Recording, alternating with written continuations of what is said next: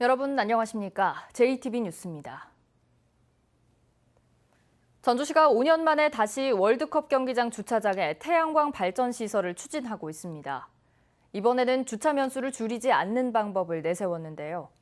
전북현대구단은 전주시가 또 아무런 사전 협의 없이 일방적으로 사업을 추진하고 있다며 반발하고 있습니다. 정원희 기자입니다. 전주 월드컵 경기장에는 전북현대 홈경기가 열릴 때마다 평균 14,000여 명의 관중들이 몰려들고 있습니다. 하지만 주차장은 겨우 2,300여 대만 수용할 수 있습니다. 그만큼 혼잡이 심한데도 전주시는 5년 전 주차장 부지에 태양광 발전 시설을 설치하려다 전북현대 구단과 예식장 측의 반발로 결국 포기했습니다. 가뜩이나 부족한 주차장을 20%가량 줄여야 했기 때문입니다.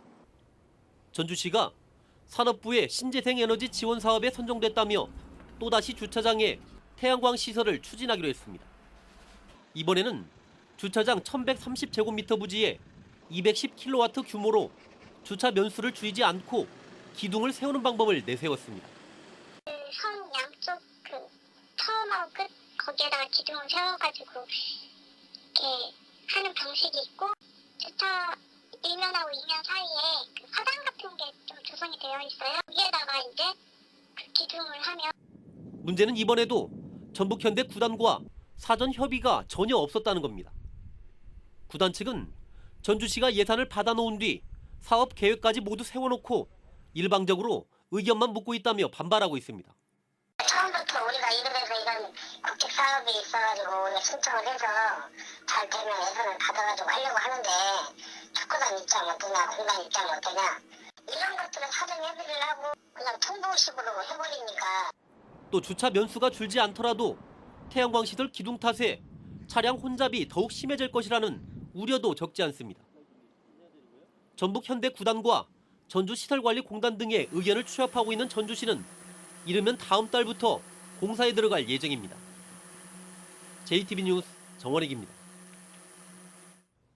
자율형 사립고인 군산중앙고가 일반고 전환을 내부적으로 결정했습니다. 관련 절차를 거쳐 확정되면 내년부터 일반고 신입생을 모집하게 됩니다. 상산고의 자사고 재지정 평가 결과는 이달 중순쯤에 발표될 예정입니다. 조창현 기자입니다. 군산중앙고는 지난달 30일 학교 운영위원회를 열고 일반고 전환 결정을 통과시켰습니다. 자사고로 지정된 지 10년 만에 일반고로 되돌아가는 것입니다. 학교 측은 그동안 학부모 공청회 등을 열어 꾸준히 설득 작업을 벌여왔습니다. 군산중앙고는 이달 중순 재단 이사회에서 일반고 전환 결정을 승인하면 도교육청에 전환 신청서를 제출할 계획입니다. 이후 청문 절차를 거쳐 교육부 동의가 이루어지면 내년부터 일반고로 신입생을 선발합니다. 자사고가 일반고로 자율 전환하면 정부가 3년간 교육 안정화 자금 10억 원을 지원하며 시도교육청에 추가 지원도 가능합니다. 학생 모집이 안 되니까 재정적인 부분이었고요. 두 번째로는 내년에 자사고 재지정 평가가 있는데 이게 너무 점수가 높아서 저희 학교가 이제 이 점수를 넘어서 재지정이 되기가 어렵다는 생각을 많이 했습니다. 익산 남성구는 일반고 전환을 전혀 고려하지 않고 있다는 게 공식 입장입니다. 하지만 신입생 정원을 채우지 못하면서 내부적으로 위기감이 커지고 있지만 학부모들의 반발이 심해 공론화하기는 어려운 것으로 알려졌습니다. 전국적인 관심을 모으고 있는 상산고의 자사고 재지정 여부는 이달 중순쯤 발표될 예정입니다. 전북교육청은 이미 상산고 평가를 마무리하고 결과 발표 시점을 다른 교육청과 조율하고 있습니다. 상산고 평가 결과가 기준 점수 80점에는 못 미치지만 70점을 웃돌 경우 타 지역과의 형평성 논란이 불거져 거센 반발에 부딪힐 것으로 예상됩니다. JTB 뉴스 조창현입니다. 지금까지 확보한 전북의 내년도 국가 예산이 6조 7천억 원에 이르는 것으로 확인됐습니다. 앞으로 진행되는 기획재정부와 국회 심의에서 증액이 된다면 전북의 국가 예산은 올해에 이어 내년에도 7조 원을 넘게 될 것으로 보입니다. 보도에 김진형 기자입니다. 진안군 백운면에 조성하는 산림치유단지인 국립지도권 산림치유원. 올해 43억 원에 이어 내년에 50억 원을 투입해 기본 설계와 실시 설계를 하고 2021년에 착공할 계획입니다. 진안 지역이 가지고 있는 문화자원들을 적극적으로 좀 활용하고요. 고산지대이기 때문에 여러 가지 산약초라든가. 정부 각 부처가 내년도 국가 예산을 확정했습니다. 여기에 반영된 전북 국가 예산은 6조 7,208억 원입니다. 요구액보다 8천억 원가량 적지만 지난해 6조 2,954억 원과 비교하면 4천억 원 이상 많습니다. 사업별로는 군산 중고차 수출단지와 출판산업복합센터, 수소차 충전소 보급, 국립공공의료대학 설립비 등이 새로 반영됐습니다.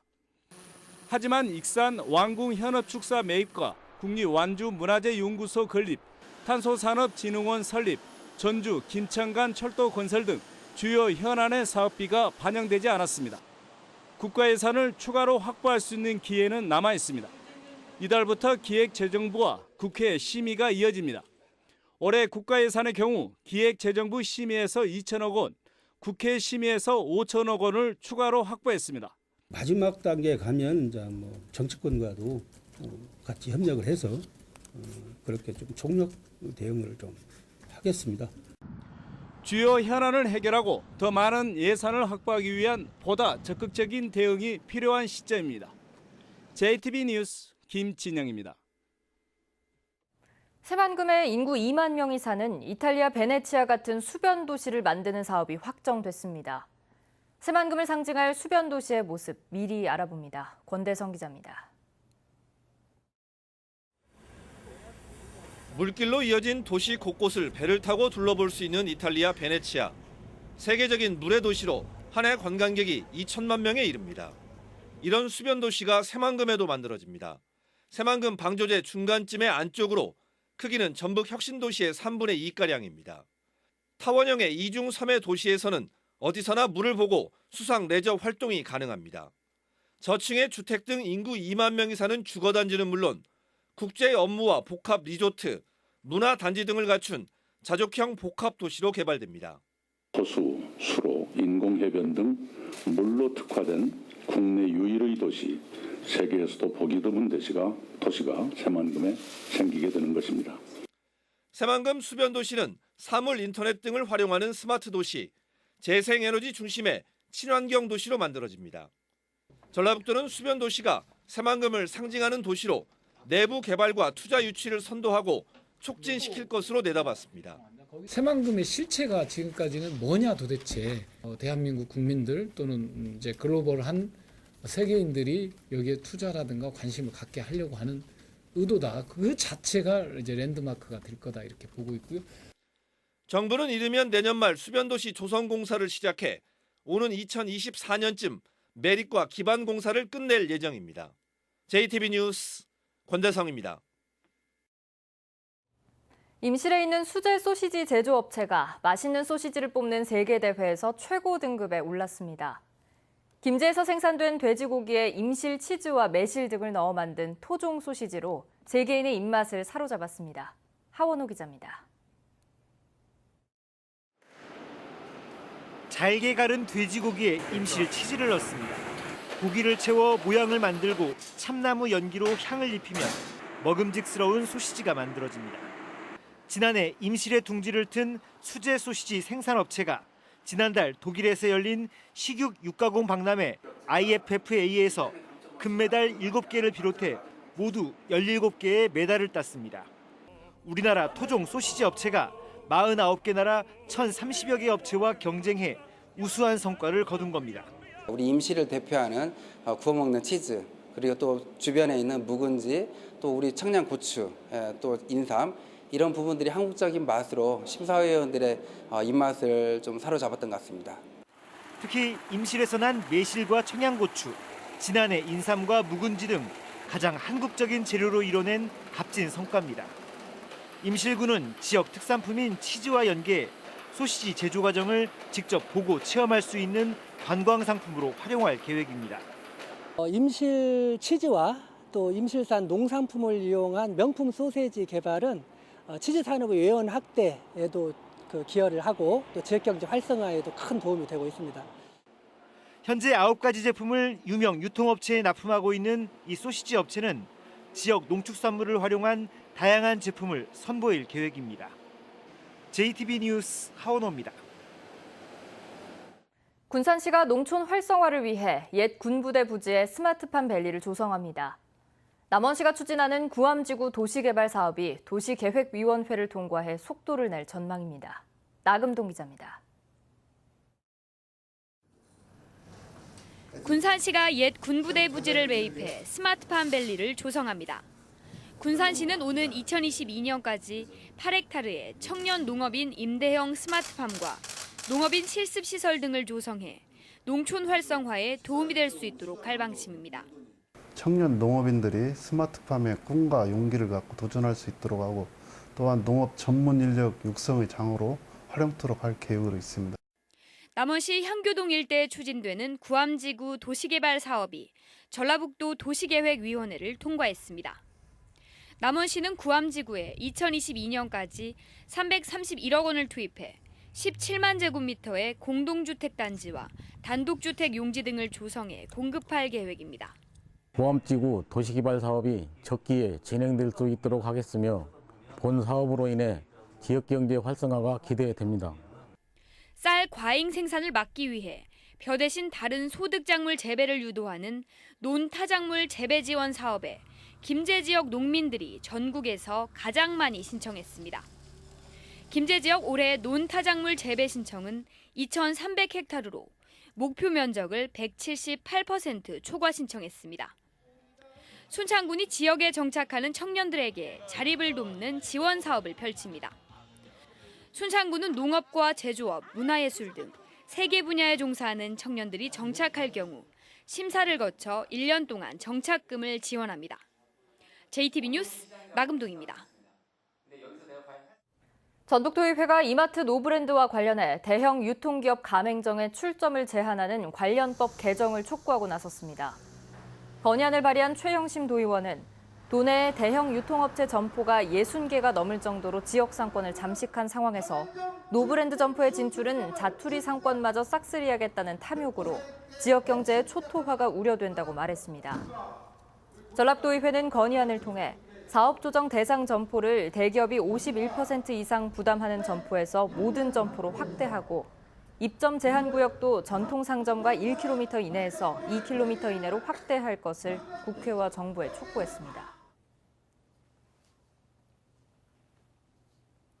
잦은 사고로 불안감이 커지고 있는 영광원전 한빛 1호기의 폐쇄를 요구해야 한다는 주장이 나왔습니다. 정읍녹색당은 원자력 안전 정보공개센터를 인용해 지난 2009년 이후 전국 6개 원전에서 모두 133건의 사고가 발생했으며 이 가운데 한빛원전이 31건으로 가장 많았다고 밝혔습니다. 정읍녹색당은 더 이상 핵발전소의 안전을 운에 기댈 수 없다며 그동안 수많은 안전사고를 일으킨 한빛 1호기에 대해 폐쇄를 포함해 특단의 대책을 요구해야 한다고 주장했습니다. 국민연금공단이 민간기업 학계와 손잡고 IT 연구개발센터를 열었습니다. IT 연구개발센터에는 국내 IT 기업 13곳과 전북대학교, 원광대학교가 참여해 함께 연구하고 협력 사업을 추진하게 됩니다. 국민연금공단은 이들 기업과 학교에 보유하고 있는 데이터를 제공해 국민 편의를 위한 새로운 서비스 모델을 발굴할 계획입니다. 그동안의 새만금 개발 성과를 분석하고 앞으로의 개발 구상안을 마련하기 위한 연구가 시작됩니다. 국토교통부 새만금 개발청은 새만금 개발 사업 1단계 종료 시점이 1년 앞으로 다가옴에 따라 그동안의 성과를 분석하고 앞으로의 개발 일정 등을 수립하기 위해 연구 용역을 실시하기로 했습니다. 이번 연구 용역에서는 새만금 개발을 위한 밑그림인 새만금 기본계획의 재정비에 필요한 과제도 제시될 예정입니다. 몸이 불편한 전주의 어르신들이 요양병원 대신 집에서 편안하게 요양을 받을 수 있게 됐습니다. 전주시는 전북에서는 유일하게 지역사회 통합돌봄 서비스에 선정돼 정부로부터 51억 원을 지원받음에 따라 집에서 치료가 가능한 고령의 환자나 입원 대상에서 탈락한 어르신들에게 자택치료 서비스를 제공한다고 밝혔습니다. 올해 지원 대상 610명은 이미 선정됐지만 추가로 집에서 의료 서비스를 받기 원하는 어르신들은 전주시 생활복지과로 연락하면 됩니다. 올해 수능시험의 출제 기조를 파악할 수 있는 6월 모의고사가 도내 120개 학교와 학원에서 일제히 치러졌습니다. 6월 모의고사는 수능 출제 기관인 한국교육과정평가원이 주관해 수능시험과 동일하게 치러지며 도내에서는 재학생과 졸업생 2만 121명이 응시했습니다. 전북교육청은 9월 모의고사가 수시 원서 접수 이틀 전에 치러져 정확한 점수 측정이 어렵기 때문에 6월 모의고사 결과를 바탕으로 철저한 분석이 필요하다고 밝혔습니다. 낮 동안 대부분 지역의 기온이 30도 안팎까지 오르며 어제만큼 덥겠습니다. 전주와 익산 31도, 무주는 32도까지 올라 평년 수준을 3에서 4도가량 웃돌겠습니다. 다소 높게 나타났던 먼지 수치는 오후 들어 보통 수준 회복했습니다. 내일까지는 고기압의 영향으로 낮 기온 30도 안팎의 맑고 더운 날씨가 이어지겠습니다. 현충일인 목요일엔 강한 비구름이 들어오면서 밤부터 비가 내릴 것으로 예보됐습니다.